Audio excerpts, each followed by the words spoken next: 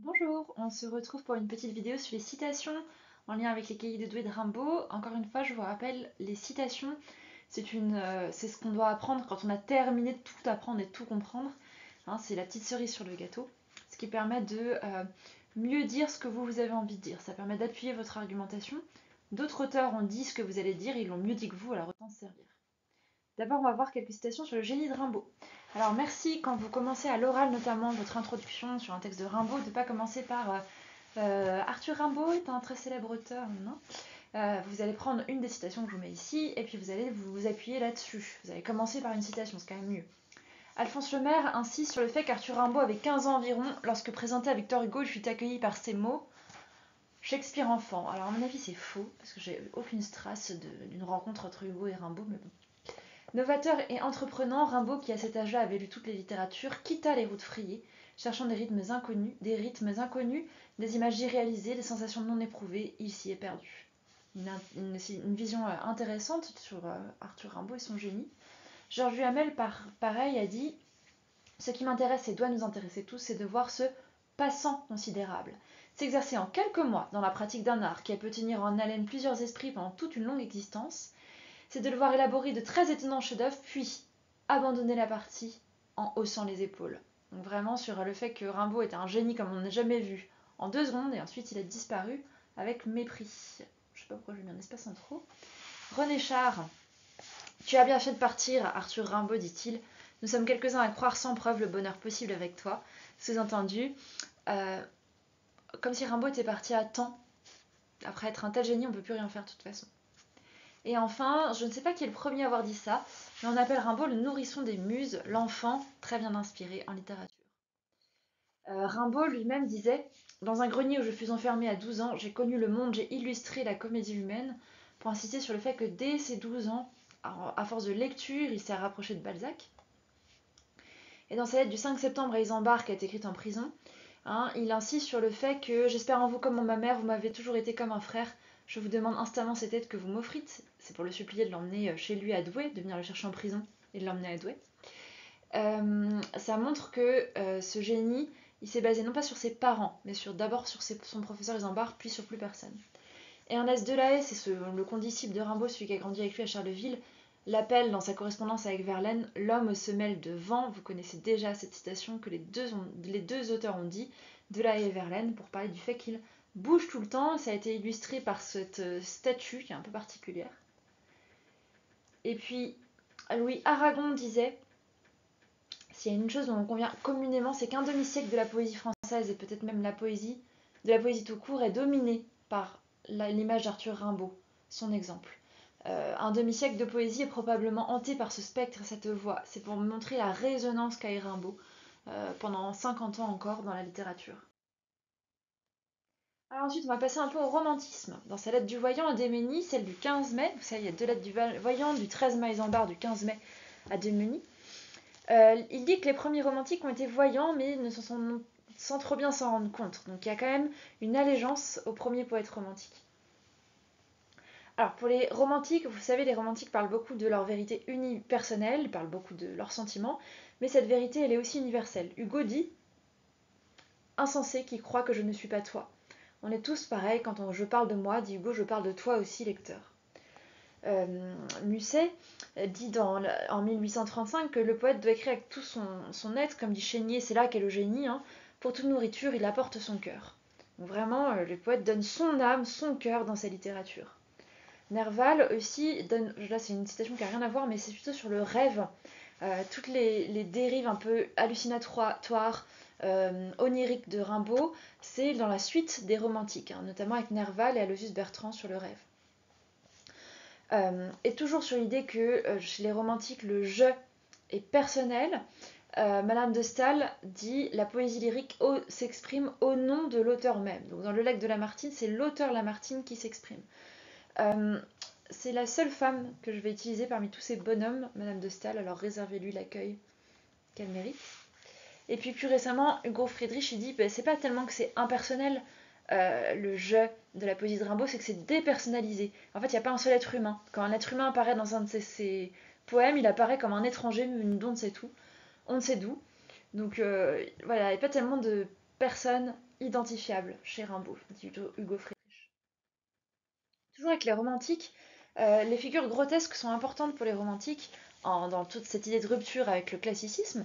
Donc par exemple, Hugo est le premier, c'est très connu, à prôner l'alliance du grotesque au sublime. Donc, par exemple, Quasimodo, c'est un être à la fois sublime et grotesque, le bossu de Notre-Dame, hein. De Notre-Dame de Paris. Victor Hugo est aussi à l'initiative d'utilisation des mots qui ne sont pas poétiques. Il a dit « J'ai mis un bonnet rouge au vieux dictionnaire, j'en ai marre de l'académisme du dictionnaire ». Hugo dit aussi « Tout est sujet, tout révèle de Loire, tout a droit de citer en poésie ». Remarquez que droit de citer, ça s'écrit « et ». Donc tout a droit de citer en poésie, même les choses dont on ne parle pas en général en poésie, elles ont quand même leur place, elles ont le droit d'être citées. Et celui qui va aller toujours plus loin dans la peinture de non seulement du grotesque mais de la laideur, c'est Baudelaire.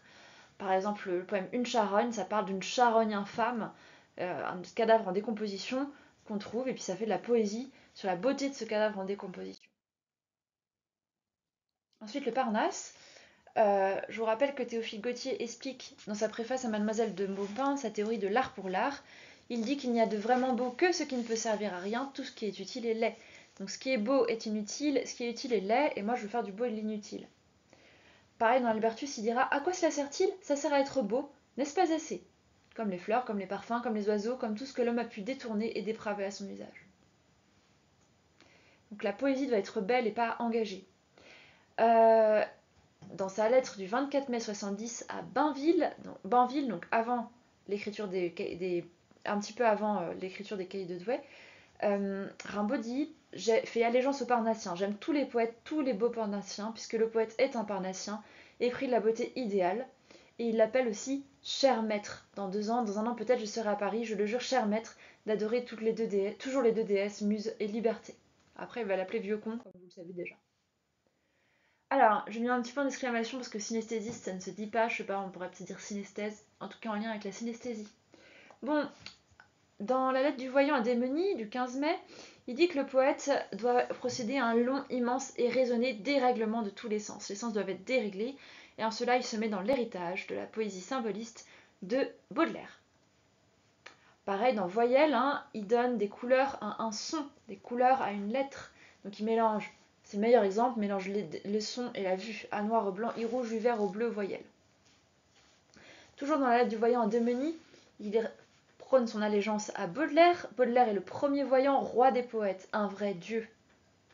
Rimbaud admire chez Baudelaire les inventions d'inconnus, on y revient après sur le nouveau. Toujours dans la même lettre, il dit que la langue, elle résume tout, parfum, son, couleur, et elle pourra exprimer tout l'univers, même l'univers inconnu. Donc il se met vraiment, il veut créer une nouvelle langue qui mélange les sens.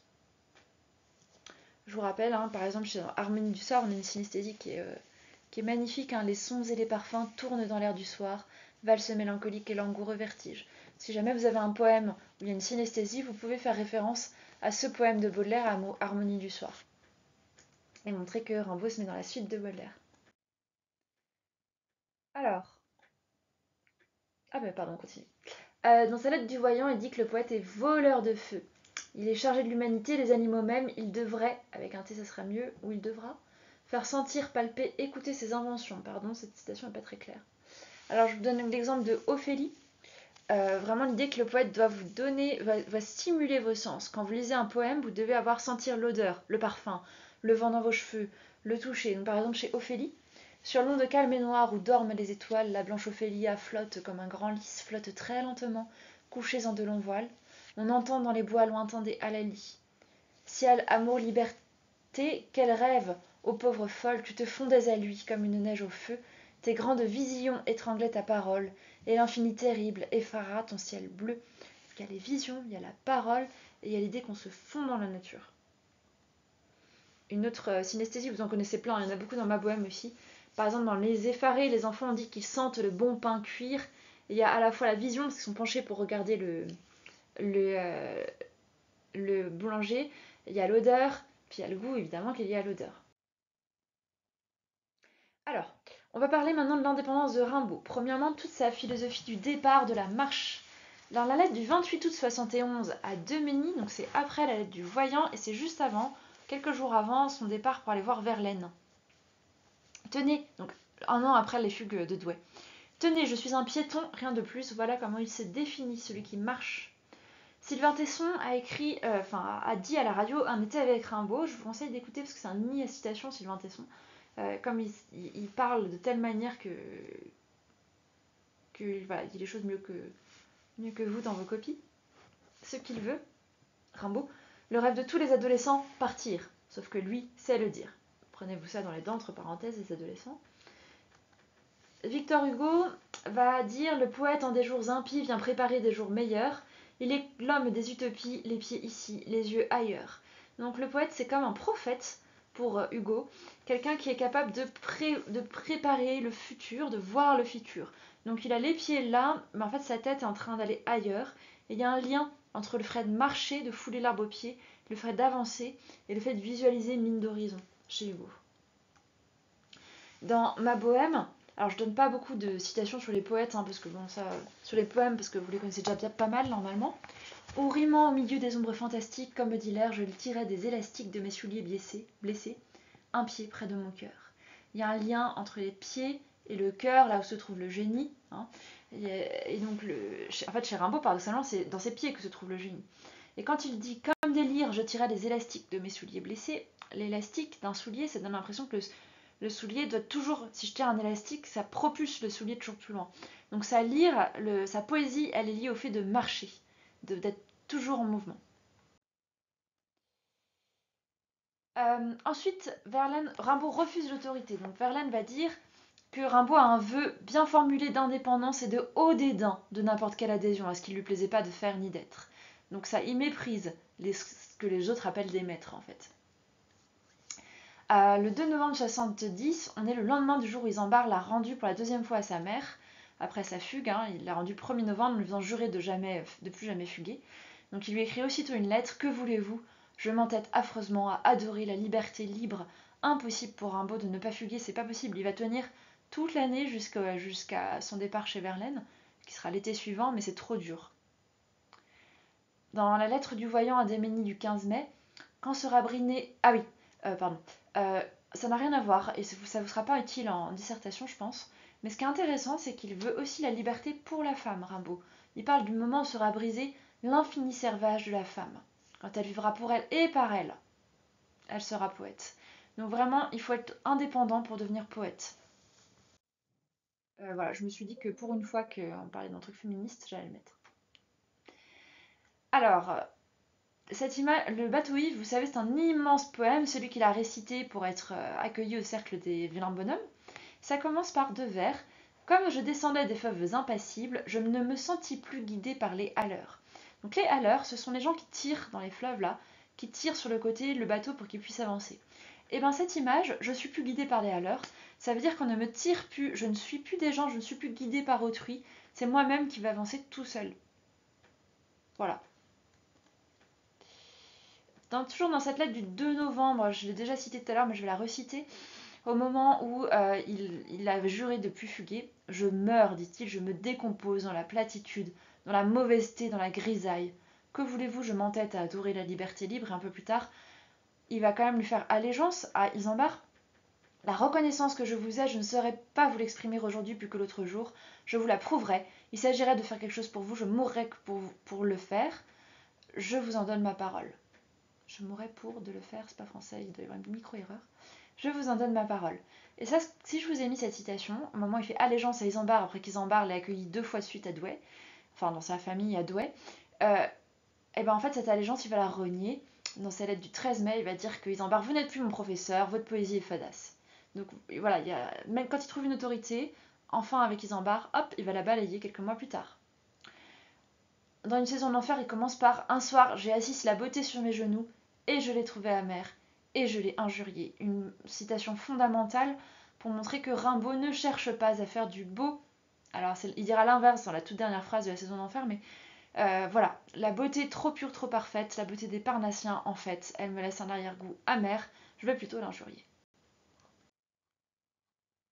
Du nouveau point d'exclamation, ça vient de Rimbaud, de Baudelaire, pardon. Alors, le tout dernier poème des Fleurs du Mal, ça s'appelle Le Voyage, et les derniers vers, c'est: plonger au fond du gouffre, enfer ou ciel, qu'importe, au fond de l'inconnu, pour trouver du nouveau. Comme disait Rimbaud, hein, ouais, Baudelaire c'est le poète de l'inconnu. Et ben voilà, il faut du nouveau, du nouveau, du nouveau avancer. Voilà, on ne va pas toujours ressasser le passé, les anciens poètes, les anciennes poésies. À Isambard le 25 août 70, alors là c'est 3 jours avant de faire sa première fugue, juste avant sa première fugue en train, il lui dit: Ah, je suis dépaysé, malade, furieux, bête renversée. J'espère à des bains de soleil, des promenades infinies, du repos, des voyages, des aventures, des bohémienneries. Enfin, j'espérais surtout des journaux, des livres. Rien, rien. Ce qu'il est en train de décrire là, Rimbaud, c'est ce que vous décrivez quand vous êtes déçu de vos vacances. Il a eu un été, il avait envie d'aventure, une envie de. Ça, il fourmillait. À un moment, il dit qu'il il se passe jamais, il n'y a même pas une bagarre dans la rue pour. Voilà. Et en fait, rien, rien. Il s'ennuie prodigieusement, il veut du nouveau. Donc il fugue 3 jours plus tard. Philippe Solers dit: Rimbaud est un barbare, il veut détruire l'ordre classique et sur les ruines du temple bâtir du nouveau. Donc un barbare qui vient détruire Rome pour faire quelque chose de nouveau, une nouvelle civilisation, c'est l'image de Rimbaud pour Philippe Solers. Et ce qui est intéressant, c'est que Rimbaud, quand il écrit Le bateau ivre, mais aussi dans Une saison d'enfer, hein, il parle de l'air marin qui brûlera ses poumons, des climats étrangers, etc. Il parle de l'exotisme, alors qu'il a jamais, jamais, par ses voyages, ça a été quoi? C'était Londres et Bruxelles. Donc franchement, on n'est pas du tout exotique, quoi. Il a jamais fait un grand séjour en bateau, sauf peut-être pour aller à Londres, mais c'est pas loin. Donc il y a vraiment un désir fou de partir, partir, partir. Enfin, Rimbaud est une crapule en rupture avec la vie bourgeoise de Charleville. Donc je ne m'étends pas sur ce que c'est qu'un bourgeois. Dans sa lettre à Isambard du 13 mai, la lettre du voyant du 13 mai, il dit: Maintenant je m'encrapule le plus possible. Pourquoi? Parce que j'ai envie d'être poète et je travaille à me rendre voyant. Donc pour être poète, il faut être une crapule. Il faut être un voyou. Un voyou pour être voyant, si vous voulez faire une petite paronomase. Et c'est là où il lui dit: Vous n'êtes pas enseignant pour moi. Donc voilà, un bon moyen de montrer que il renie, comme quand il appelle Bainville cher maître et quelques 2 ans après vieux con, il renie toujours ses autorités. Une autre autorité qui est intéressante, c'est sa mère et c'est son père. Donc vous connaissez tous les surnoms qu'il disait à sa mère, mais son père, il l'a décrit. Il dit: C'était un officier dans les armées du roi, d'un caractère vif, bouillant, souvent en colère, ne voulant rien souffrir qui lui déplût. C'est peut-être pas intéressant à prendre par cœur cette citation, mais c'est intéressant de montrer que en germe, il y a le rejet du père, en fait, qui va générer après tous ces autres rejets. Et donc, pour montrer que c'est une crapule, regardez dans Le Forgeron. Normalement, la crapule, ça devrait être le forgeron, logiquement. Or, l'ouvrier, le forgeron, il a le front vaste, riant, c'est une belle figure épique. Alors que Louis XVI, lui, il est soumis comme un chien. Donc, vous voyez, on renverse les valeurs. Le forgeron défend la crapule et la canaille. Donc, vraiment, voilà, c'est la crapule qui prend le pas sur le roi, quoi. Dans la musique, il se moque du coup des bourgeois, par exemple les bourgeois poussifs, et de ce qu'on appelle les rentiers, les rentiers à lorgnon. Voilà. Toujours sur cette indépendance, par rapport à Charleville, le 25 août, 3 jours avant sa fugue, il dit à Isambard: Ma ville natale est supérieurement idiote aux petites villes de province, entre les petites villes de province.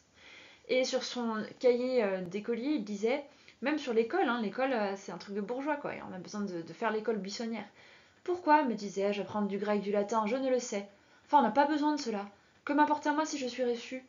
Pour moi, je serais rentier. Il ne fait pas si bon de s'user les culottes sur les bancs, ça perd l'hippopotouille. Voilà une petite image pour montrer que dès son enfance, hein, il rejette l'école. Bon, comme tout le monde après tout. Et ce qui est intéressant aussi, c'est que même une fois qu'il sera en train de vivre son aventure, il s'ennuie également. En fait, même en ayant rompu avec sa vie bourgeoise, il n'y a pas ces sensations fortes pour lui. Hein. Par exemple, en 85, il écrit d'Aden, c'est au Yémen: Nous rôtissons au fond de ce trou comme dans un four à chaud. Enfin, le paradoxe de la contrainte, je vous ai déjà expliqué en classe. André Gide dit que, en fait, on pourrait croire que l'art c'est la liberté, mais l'art est toujours le résultat d'une contrainte. Croire qu'il s'élève d'autant plus haut qu'il est plus libre, c'est croire que ce qui retient le cerf-volant de voler, c'est sa corde. Pas du tout, c'est sa corde qui permet de voler. Pareil, hein, il dit: L'art naît de contraintes, vit de lutte, meurt de liberté. Donc un poème qui a que des libertés, on se donne aucune contrainte pour faire son poème, voilà, je veux juste faire des phrases, je cherche ni à rimer ni à quoi que ce soit. Mais en fait, ça fait mourir l'art. Il faut des contraintes pour faire de l'art, dit Gide. Et le meilleur exemple, c'est Baudelaire. Quand il écrit des petits poèmes en prose, il dit: C'est en feuilletant pour la 20e fois au moins le fameux Gaspard de la nuit d'Aloysius Bertrand que l'idée m'est venue de tenter quelque chose d'analogue. Aloysius Bertrand a inventé le poème en prose avec Gaspard de la nuit. Sitôt que je commençai mon travail, je m'aperçus que non seulement je restais bien loin de mon mystérieux et brillant modèle, mais encore que je faisais quelque chose de singulièrement différent. Même en ayant les mêmes contraintes, enfin en faisant de la prose, un poème en prose, même là, chaque auteur se donne sa contrainte et du coup, les poèmes sont très différents. Donc il dit qu'il s'éloigne de son brillant modèle, c'est ça qui est intéressant. Alors, sur l'imitation et la création, est-ce que Rimbaud a voulu imiter d'autres avec la mimésis, faire de la mimésis selon Aristote? Alors, premièrement, ce qui est intéressant, c'est que la tradition est nécessaire à la création. Comme dit Nerval, inventer, au fond, c'est se ressouvenir. On ne peut pas inventer un truc qui sorte de rien du tout. Il faut s'inscrire dans une tradition littéraire, même pour faire du nouveau. En effet, tout ça, c'est dans la suite de Lavoisier. Donc, vous connaissez Lavoisier, rien ne se crée, tout se rien ne se perd, rien ne se crée, tout se transforme. Hein. Donc la poésie, on ne crée rien vraiment, on prend la matière qui existe déjà et on la change. Donc on a besoin d'un truc qui précède. D'ailleurs, Rimbaud a reçu des prix en rhétorique, en recopiant les poètes latins, donc en imitant. Et ce qui est intéressant aussi, c'est que le sous-titre de ma bohème, c'est fantaisie. Et une fantaisie en musique, c'est quand je m'adapte, j'adapte librement à partir d'un thème connu. Donc il y a quand même une inspiration, j'imite, et ensuite après j'adapte. La citation que vous devriez retenir, qui est vraiment la plus intéressante, c'est la citation, c'est ce que dit Néron dans Britannicus de Racine. J'embrasse mon rival, mais c'est pour l'étouffer. J'embrasse ce que je vais imiter, et en fait, je vais l'étouffer, il va mourir avec moi parce que je vais le dépasser. J'embrasse mon rival, mais c'est pour l'étouffer. C'est vraiment pertinent comme citation, si vous avez compris. Alors, le cas spécial du sonnet, je vais aller vite. Gautier, quand il écrit sur Baudelaire qu'il en a marre des sonnets libertins, vous savez, ces sonnets qui croisent les rimes des quatrains. Il note un assez grand nombre de sonnets qui non seulement n'avaient pas la quadruple rime, donc je vous rappelle, c'est faire ABBA, ABBA. Dans les sonnets libertins, c'est plus ABBA, CDDC. N'avaient pas la quadruple rime, mais encore où les rimes étaient enlacées d'une façon tout à fait irrégulière.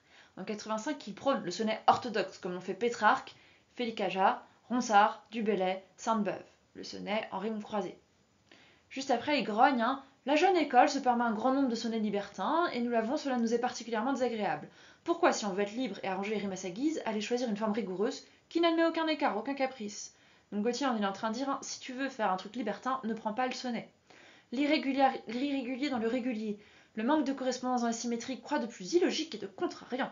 Et donc c'est ce que fait Rimbaud, en faisant de l'irrégulier dans le régulier, en faisant des sonnets libertins, en faisant un sonnet layé, il fait de l'illogique et du contrariant, juste pour casser les pieds d'Exfernation. Non, pas juste, mais vous avez compris. Et dans Alchimie du Verbe, Rimbaud dit « La vieillerie poétique avait une bonne part dans mon alchimie du Verbe. Cette vieillerie poétique, on peut penser que c'est le sonnet, qui avait une bonne part en 70 dans ce qu'il écrivait. » Et donc il s'agit d'imiter en faisant des écarts. Verlaine qualifie le Rimbaud des 70 des cahiers de doigts de poète correct. Eh bien, il n'est pas tout à fait correct à 100%, mais effectivement, il y a peu d'écarts, il y en a quand même. Benoît de Cornulier dit que Rimbaud, on dirait qu'il est régulier, à 16 ans dans ses premiers poèmes, qui fait une forme classique, en tout cas c'est sûr par rapport à une saison d'enfer et aux illuminations, mais il y a un souci manifeste de faire la faute, de la faire avec discernement et de signifier par elle. Donc, à chaque fois que vous voyez une irrégularité dans un poème, une faute, par exemple, je comprends pas, les rimes sont croisées, elles devraient être embrassées, c'est fait exprès, et ça signifie quelque chose. Je vous rappelle aussi que Rimbaud utilise des mots familiers, par exemple dans Le Forgeron, merde à ces chiens-là. C'est Hugo d'abord qui plaidait pour abolir les registres de langue en réponse à un acte d'accusation. Il disait mais plus de mots sénateur, plus de mots roturiers. Tous pareil. Moi, je nommais le cochon par son nom. Pourquoi pas? Pourquoi pas utiliser le mot cochon en poésie? J'ai dit au fruit d'or, mais tu n'es qu'une poire. Donc pourquoi appeler une poire un long fruit d'or quand on peut dire le mot poire? Donc dans cela, Rimbaud s'inscrit dans la ligne de Hugo. Et pour terminer avec imiter avec des écarts, comme dit André Guillot, Rimbaud c'est toujours le poète de la parodie. Sa poésie c'est toujours le miroir d'une autre, fût-ce la sienne. Parfois c'est le miroir de sa propre poésie. Mais c'est toujours le poète qui imite. Enfin il y a toujours une base, un matériau de base chez Rimbaud. Il y a quand même l'idée aussi de créer du nouveau, de créer du divin. Je vous rappelle que la création avant le XIVe siècle, ça parle de la création divine. Madame de Staël, dans De l'Allemagne, dit « Le verbe ou la parole divine existait avant la création de l'univers. Pour la poète, il faut que la création précède la parole. » En tout cas, ce qui est sûr, c'est que c'est lié, la création divine, la création poétique. Dans Une saison en enfer, à Adieu, Rimbaud dit « J'ai créé toutes les fêtes, tous les triomphes, tous les drames. J'ai essayé d'inventer de nouvelles fleurs, petite référence aux fleurs du mal, de nouveaux astres, de nouvelles chairs, de nouvelles langues. » Donc il montre qu'avec son langage, il a voulu tout recréer à nouveau. Il a voulu être un nouveau Dieu, faire une nouvelle genèse avec son langage. Voilà. Je vais aller très vite sur les sensations, la sensualité, la nature, parce que là vous avez tellement de choses à citer dans les poèmes que vous connaissez déjà. Alors je mets des images un peu kitsch toujours, mais malheureusement c'est souvent les images kitsch qui sont les plus parlantes. Jean-Pierre Richard dit que les cahiers de Douai sont l'expression d'un certain sentiment d'extase charnelle. Donc l'extase charnelle, c'est ce que ressent, c'est l'extrême plaisir au centre des sensations. D'accord, l'extrême plaisir de ma chair que je ressens dans mon corps, un plaisir très joyeux, très excitant. Par exemple, Soleil et Chair lie la nature et l'amour. Le monde revibrera comme une immense lyre dans les frémissements d'un immense baiser. Et là, on lit la nature, la poésie et l'amour. Ophélie, que ton cœur écoutait le chant de la nature dans les plaintes de l'arbre et les soupirs des nuits. Il y a un lien entre le cœur de la femme, le chant, la poésie et la nature. Voilà, on se fond dans cette nature, on vit une extase charnelle. Et dans les reparties de Nina, voilà, on invite à aller faire une promenade amoureuse. Ça commence par ta poitrine sur ma poitrine, dans l'idée d'un cœur à cœur. La poitrine sur ma poitrine, nous irions, ayant de l'air plein la narine aux frais rayons du bon matin bleu, qui vous baigne du vin de jour. Donc il y a vraiment l'idée, alors entre parenthèses, c'est impossible de marcher poitrine contre poitrine, je sais pas comment il fait, mais à moins qu'on soit en train de valser. Mais il y a un lien entre la promenade amoureuse et la nature, l'extase, des sensations, des sentiments et de la sensualité. Pareil, dans Ma Bohème, il se promène, il décrit sa promenade, sa balade, et il s'exclame « Oh là là, que d'amour splendide j'ai rêvé !» Le fait de marcher, ça lui pousse à penser à l'amour. C'est comme les tilleuls verts de la promenade dans Roman qui poussent à la rencontre amoureuse. Alors également, on a déjà un peu parlé du langage, je continue. Rimbaud veut créer un nouveau langage poétique, il est comme un alchimiste, un magicien. Alors ça vient de Baudelaire, qui dit que manier savamment une langue, c'est pratiquer une espèce de sorcellerie évocatoire. Je l'ai expliqué plein de fois, mais en langue, quand on parle un mot, ça évoque des choses magnifiques. Sylvain Tesson a fait tout un truc en expliquant, en donnant des images de Rimbaud, et en expliquant à chaque fois ce qu'il voyait à chaque fois, à chaque image. Baudelaire dit « Tu m'as donné ta boue et j'en ai fait de l'or », il parle à la ville de Paris. Donc à partir d'éléments pas forcément très beaux, d'éléments triviaux, par exemple le jambon au cabaret vert, j'en fais quelque chose de magnifique, de divin, de l'or, de brillant.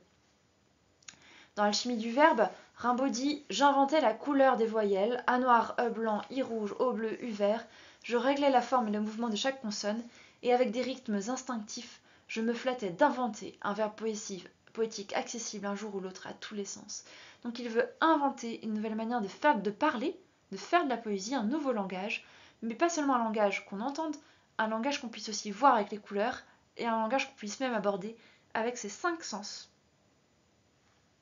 Donc il veut vraiment créer une sorte de magie. Alors, ensuite, on peut voir un petit peu que, comme il veut toujours créer un nouveau langage poétique, en fait, il va renier son langage poétique précédent. Donc vous le savez, le 10 juin 71, il avait donné en septembre et octobre précédent ses 2 cahiers à Démeny, il dit « Brûlez, je le veux, je crois que vous respecterez ma volonté comme celle d'un mort. Brûlez tous les vers que je fus assez sot pour vous donner lors de mon séjour à Douai. » Donc il renie ce qu'il a écrit quelques mois plus tôt, moins d'une année scolaire plus tôt. Et entre parenthèses, cette citation, elle est bien aussi pour montrer le caractère explosif de Rimbaud. C'est quelqu'un qui ressent toujours, je vous avais dit, 168 points d'exclamation dans les cahiers de Douai. C'est quelqu'un qui ressent toujours des choses, qui est complètement intense en tout. Il est mal poli, il se bat, il dort chez un poète, il s'amuse pour rire à casser toute la collection de fioles qu'avait le poète. Enfin, bon, voilà. Alors ensuite, dans la lettre du voyant à Isambard, celle du 13 mai du coup, il écrit cette fameuse phrase « Je est un autre ». Qu'est-ce que ça veut dire « Je est un autre » Alors, Sylvain Tesson a donné trois possibilités pour analyser « Je est un autre ». Premièrement, le poète est un télégraphiste qui transmet les messages de la divinité. Quand il écrit, ça vient pas de lui, ça vient des dieux. Et Sylvain Tesson fait le lien avec la toute première phrase de l'Odyssée, où mais je crois dans l'Iliade aussi, hein, où Homère appelle la muse et lui dit viens m'aider à raconter l'histoire de l'homme aux mille tours, Ulysse. Donc en fait, on se fait juste, on écrit ce que nous, comme le prophète et le Coran, quoi, on écrit ce que nous inspire un dieu directement. Donc je est un autre, c'est pas moi qui parle, c'est là-haut. Deuxième possibilité, je est un autre, ça veut dire qu'on est schizophrène, qu'il y a plusieurs personnalités qui chantent au-dedans de lui en même temps harmonieusement. Et en effet, dans l'alchimie du verbe, il dit je devins un opéra fabuleux. Donc c'est l'idée qu'il y a plusieurs voix à l'intérieur de Rimbaud, mais qui sont harmonieuses. Enfin, je est un autre, c'est l'idée qu'on a vue juste avant qu'elle ait trait d'Éménie, c'est que le poète se métamorphose tour à tour, jour après jour, il change tout le temps, en fait. Donc il n'y a pas d'ipséité. L'ipséité, c'est la conscience qu'on est, on est toujours le même. Quand vous levez le matin, vous ne vous dites pas attends, est-ce que je suis le même qu'hier? Voilà, il y a une ipséité. Et bien en fait, chez Rimbaud, il semble qu'il n'y a peut-être pas d'ipséité. Je vous ai peut-être perdu. Hein. Ensuite, il est contre lui-même parce qu'il se moque, il montre qu'il n'est pas sérieux. Donc cette fameuse phrase de roman, on n'est pas sérieux quand on a 17 ans. Il se décrédibilise, je vous rappelle que quand il écrit ça, il n'a pas encore 16 ans. Et à la musique aussi, il a un regard ironique sur lui-même. Moi, je suis débraillé comme un étudiant sur les marronniers verts, les alertes fillettes. Donc il se décrit en train de suivre comme ça des filles. Elle me trouvait drôle et se parle tout bas. Donc les filles, elles se moquent de lui, elles parlent de lui, elles ont bien repéré son petit manège. Vous voyez, Rimbaud a un regard ironique sur lui-même. Alors vous avez peut-être remarqué aussi que Rimbaud avait l'air incompréhensible. Moi je trouve que ça se voit encore plus dans ses lettres où il passe tout le temps du coq à l'âne, il dit plein de trucs que dans ses poèmes. C'est une question légitime. Sylvain Tesson a fait une de ses émissions. Rimbaud était-il un fumiste? Alors, c'est ce que dit Jacques Rivière. Et comment Rimbaud songerait-il à s'adresser à nous alors qu'il ne sait pas ce qu'il dit? On croirait par instant qu'il raconte n'importe quoi. Voilà, ça c'est un bon quelqu'un que vous pouvez utiliser dans une antithèse pour montrer que en fait sa poésie est complètement vaine, il raconte n'importe quoi. Gustave Thibon parle ainsi, bon pas de Rimbaud mais de toute la poésie contemporaine, le spasme au lieu du geste, le cri au lieu du verbe, le refus du discours poussé jusqu'au langage inarticulé, sous-entendu. Je veux tellement plus dire des choses que j'utilise des mots qui n'ont aucun sens. Par exemple, le mot dada dans le dadaïsme, qui n'a aucun sens. Je crie au lieu de parler, du coup, en fait, ça n'a plus aucune valeur. Sylvain Tesson, ce fameux article Et si Rimbaud était un fumiste? Zola, le poète Copé, le critique Lepelletier, ils furent quelques-uns à se demander si le langage désarticulé de Rimbaud ne ressortissait pas de la plaisanterie, d'un gamin dilapidant son génie dans les bouffonneries ténébreuses, selon l'expression de Félix Fénéon, je sais plus trop, faut que je cherche. Et Rimbaud lui-même a dit dans Les Illuminations, j'ai seul la clé de cette parade sauvage. Donc en fait, il est le seul à comprendre. Et ce qu'il est en train de dire, c'est vraiment un truc d'adolescent, quoi. Je comprends ce que je dis et tant pis pour vous. Sylvain Tesson dit cette langue secrète a enthousiasmé les cryptologues. Crypto, ça veut dire caché. Certains hommes de lettres ont voué leur vie à ausculter la machine énigma des Ardennes. Super manière de parler de Rimbaud. La machine énigma des Ardennes. Je pense que vous savez ce que c'est que la machine énigma. Et en effet, rien que sur le poème Voyelle, c'est incroyable le nombre d'interprétations différentes qu'on a fait sur ce poème. Et certains ont même dit, mais ça veut rien dire, tout simplement. Et à sa mère qui lui demandait, je comprends pas le sens de tel poème, il a répondu, ça veut dire ce que ça veut dire, littéralement et dans tous les sens. Cette phrase, elle est vraiment polysémique, hein, dans tous les sens, littéralement. Elle est vraiment provocatrice, à mon avis, ça fait un excellent sujet de dissertation. Et ça peut aussi vous faire une bonne conclusion. Pour conclure sur la légèreté moqueuse de Rimbaud, qui vous invite à ne pas prendre tout ça au sérieux dans sa lettre du Voyant à Isambard du 13 mai, je vous donne ceci. Est-ce de la satire, comme vous le diriez? Est-ce de la poésie? C'est de la fantaisie, toujours. Mais je vous en supplie, ne soulignez digne du crayon ni trop de la pensée. Il ne faut pas trop la penser. Tout ça, c'est qu'une vague blague. Je fais de la fantaisie, je m'amuse. Voilà, ça décrédibilise absolument toutes nos études sur Rimbaud, mais c'est pas grave. À bientôt.